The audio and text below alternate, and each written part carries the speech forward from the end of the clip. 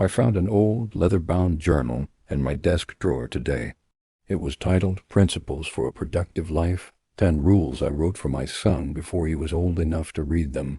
Childhood is a guest who sits at your table for a decade and then vanishes through the back door while you busy checking the locks. I didn't lose my son to a move or a fallout. I lost him to the curriculum I built in place of a connection. During the loud years, I was his lead instructor. I taught him how to firm his handshake, how to calculate interest, and how to never settle for second place.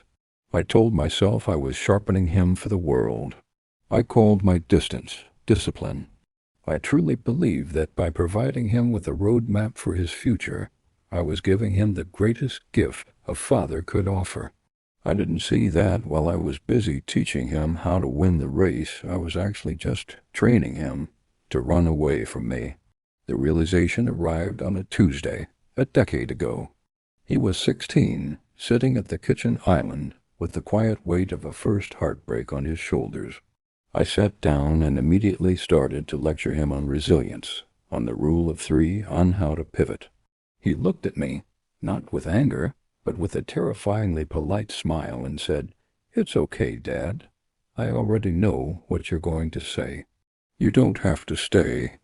In that breath of silence, time froze. He didn't want a lecture. He wanted a father.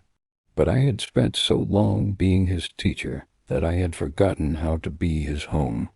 We treat later like an infinite well, assuming we can draw from it whenever we finally feel ready. We say, "I'll tell him who I really am when he's older," or "We'll grab a beer and talk when he's settled."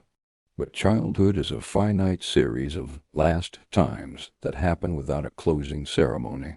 The last time they look to you for comfort before they learn to find it elsewhere. I was busy building a kingdom of values for a king who outgrew the castle while I was still painting the walls. He came by last week. We sat in the study, surrounded by the books I once used to explain the world to him. I reached for that old journal of rules, wanting to tell him I was wrong, that the only rule that mattered was the one I broke. I wanted to ask him what he was actually afraid of or what he dreamed of when no one was watching. But he just checked his watch, thanked me for the investment advice I'd given him years ago, and left with a firm, respectful handshake. He respects the teacher, but he has no use for the man. Time doesn't care how much you taught them. It only remembers who was sitting at the edge of the bed when the lights went out.